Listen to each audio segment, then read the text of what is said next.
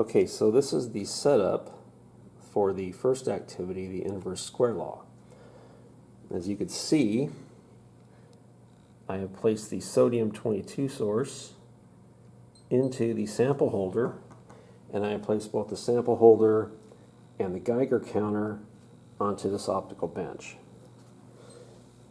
Now as I bring the sample closer to the counter, you should be able to hear that the count rate is quite high.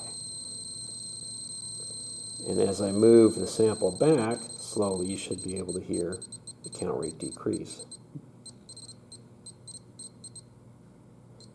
Okay, and the objective of this part of this activity is to show that these counts obey an inverse square law. So the procedure is to take the total number of counts in a 5-minute period at 7 different distances, starting at 10 centimeters, 10 centimeter distance between the sample and the counter, and moving back 5 centimeters each time.